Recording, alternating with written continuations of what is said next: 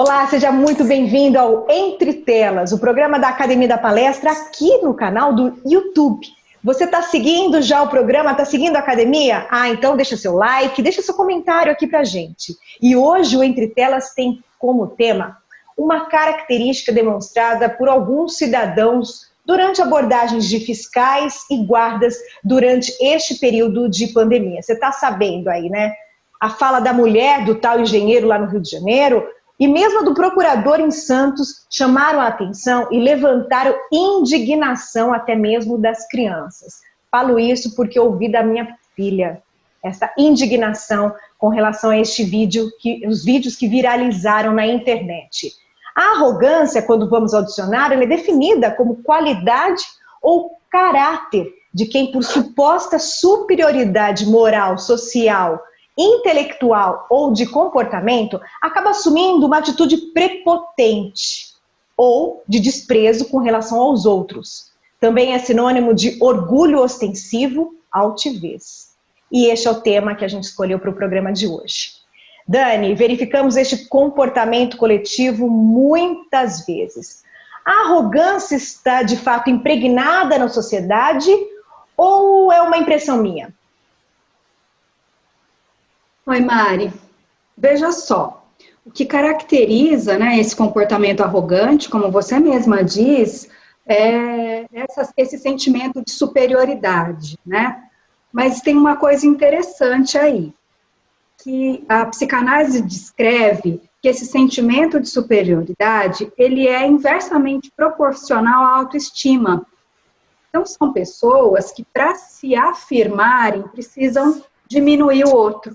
Precisam fazer com que o outro seja desqualificado para que a pessoa se sinta suficiente, né? Então, o arrogante, ele é aquela pessoa que não elogia quase nunca, que não reconhece os próprios erros e quando o faz, sempre justifica culpando alguém, né?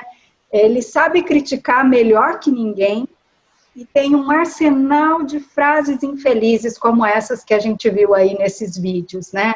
São pessoas que não conseguem ver valor na gratidão. E aí vão disseminando estilando, né, esse ódio, essa falta de amor próprio, trazendo isso de uma forma muito, muito dura, né, para quem escuta. Mas eu tenho visto que a sociedade está cansada disso. Então, essa reação, esse movimento que viraliza, é mais que um sinal para que essas pessoas possam entender que nós, todos juntos, né, podemos reagir e modificar essa postura, tentar mudar essa ideia de poder, porque em alguns cargos, em algumas posições, a gente tem autoridade, mas é uma autoridade local. Isso não faz de uma pessoa melhor que a outra. E é preciso a gente entender isso e ajudar essas pessoas arrogantes a reformular, né, suas estruturas, mudar um pouco. Eu vejo que isso acontece muito dentro de sistemas organizacionais e pergunto para a Zezé, né? Chefes arrogantes, colegas de trabalho arrogantes, né, uma prepotência nesse processo de comunicação que pode ser avaliada com outros olhos, não é, Zezé? Pois é, Dani. Eu digo que a arrogância, na verdade, ela é uma grande barreira, né, para a comunicação. E uma demonstração clara de narcisismo, de prepotência, né, como já foi até destacado aqui. E são aspectos que justamente vão impedir aquilo que a gente também tem valorizado tanto nessas nossas conversas, né? Que é a empatia, a reciprocidade, a cooperação. E aí, às vezes, como você até mencionou, como é que é essa coisa no ambiente organizacional? Eu juro para vocês, eu fico abismada, né, quando eu vejo que as empresas mesmo, considerando perfis carregados de arrogância, de prepotência, de narcisismo, sendo valorizados para exercer esses cargos de liderança.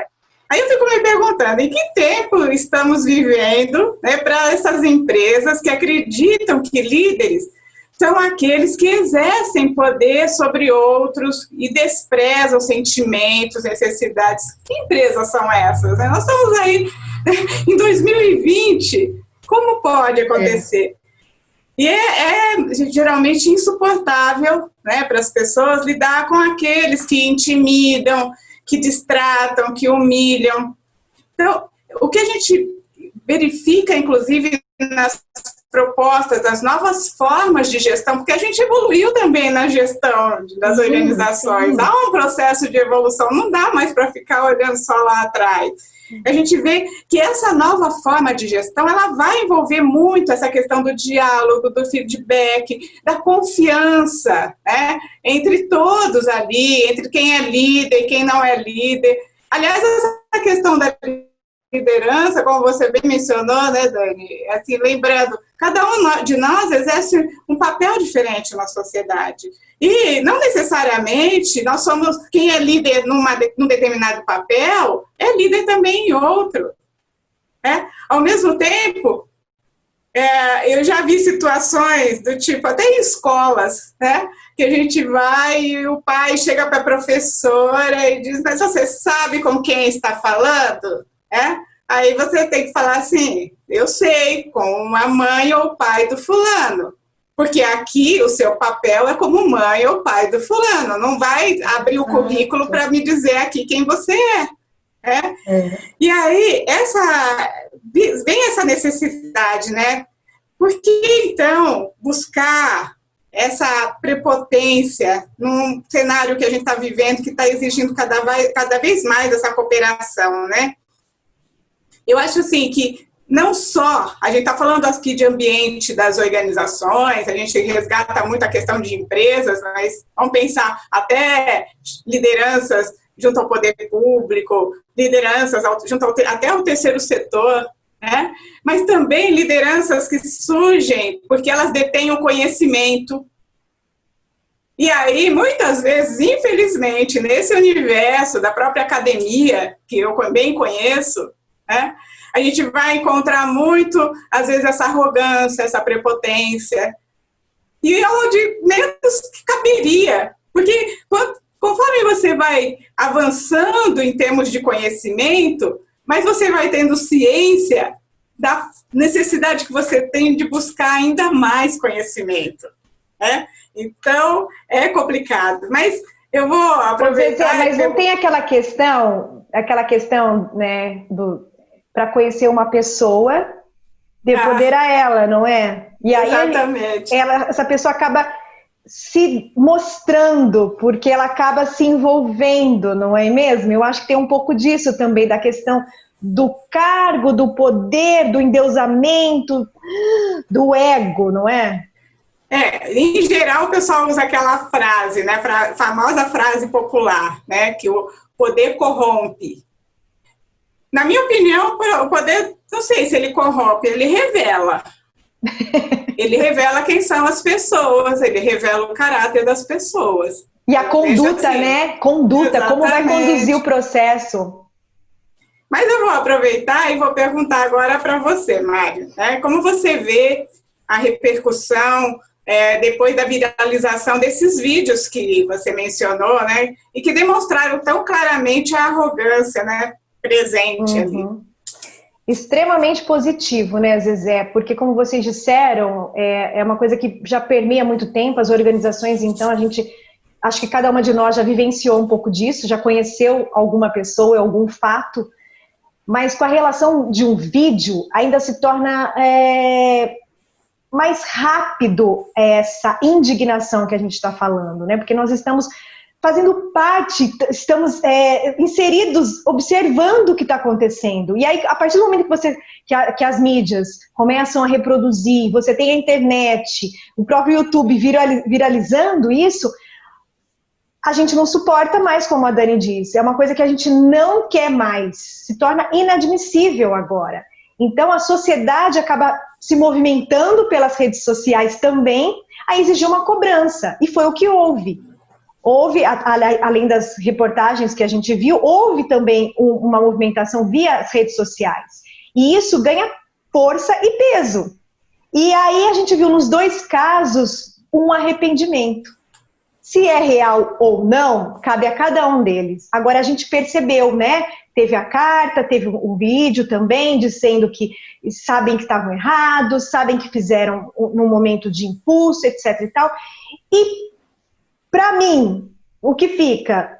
Vamos pensar que seja uma coisa positiva para eles mudarem, para que isso não se repita e que, ao mesmo tempo, esses vídeos viralizando sirvam de exemplos para as pessoas que naquele momento de epa, vou gravar, o que vão me ver, o que vai acontecer comigo. Então, eu acho que foi presta atenção porque... aliás, vou fazer uma observação, né, Maria? Acho que você falou algo que é chave.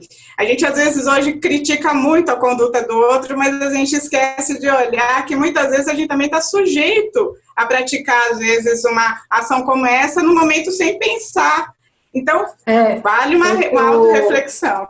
Eu costumo dizer que nós somos animais de sangue quente. Então, se a gente não souber segurar essa onda, né, e esfriar a cabeça, a gente está afadado a cometer os mesmos erros que a gente aponta no outro. Né? Exatamente. Então, o autocontrole é fundamental.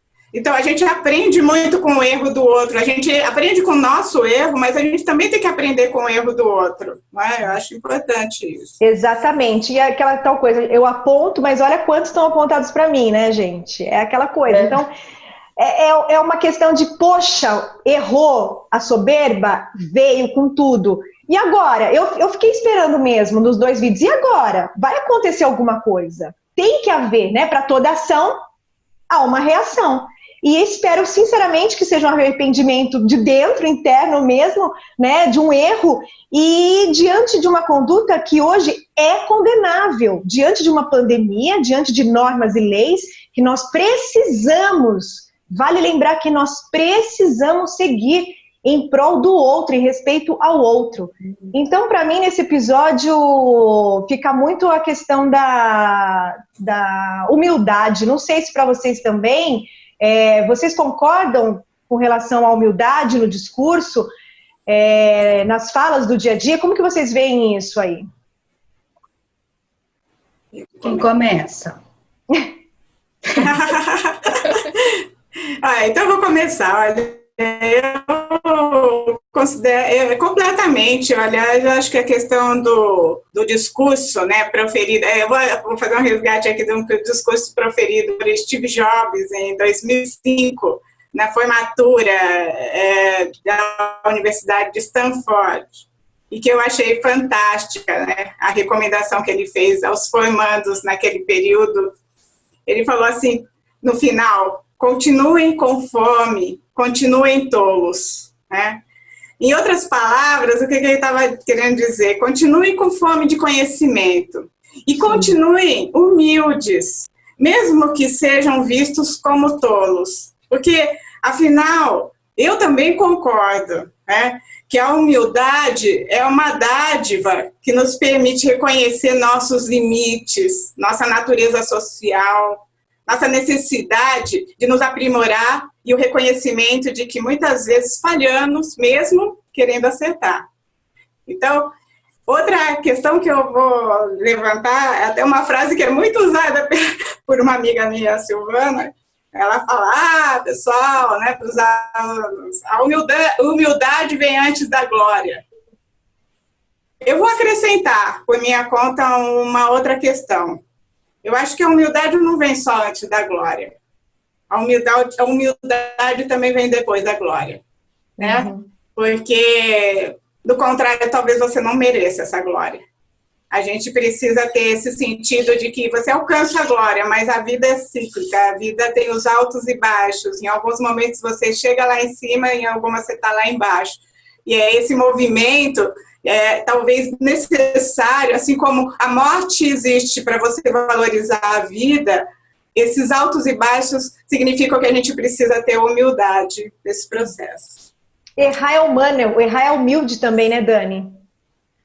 Exatamente, eu acho que fazendo quase que uma síntese do que a Zezé disse, é importante que a gente entenda essa humildade e esse processo coletivo que nós estamos vivendo, né, Mariana, que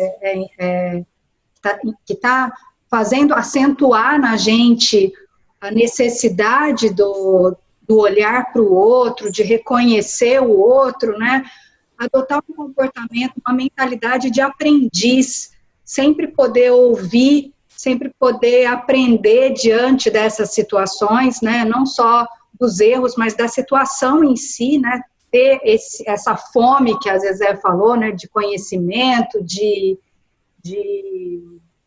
virtude, né, eu acho que é um caminho muito bom para que nós consigamos nos formar como colaboradores que somos, né, sempre ajudando o outro e tentando manter relações horizontais com as pessoas. Ninguém é melhor que ninguém. Nós estamos aqui juntos construindo um mundo melhor, senão não faria sentido, né? Então, cada um ofereça o seu tijolo, coloque ali a sua massa, dê o melhor de si, para que a gente possa construir uma coisa bacana, no sentido da igualdade de oportunidades, no sentido da justiça social, no sentido de reconhecer o próximo como alguém que é igual a mim. Agora eu não tenho nem mais o que falar, né? Depois de vocês duas, eu não tenho mais nada a falar. Eu compartilho, viralizo esse vídeo para muitas pessoas que precisam ouvir e serve para cada um de nós também. Se você ouviu, serviu para você também, eu tenho certeza, sempre bom. Muito obrigada, meninas, por este programa tão reflexivo. Nós que agradecemos também, viu? É isso aí, você continue acompanhando o Entre Telas aqui no YouTube e semana que vem a gente volta com um novo tema para a gente refletir, para a gente pensar, para a gente trazer também as questões da comunicação. Esperamos por você. Até lá.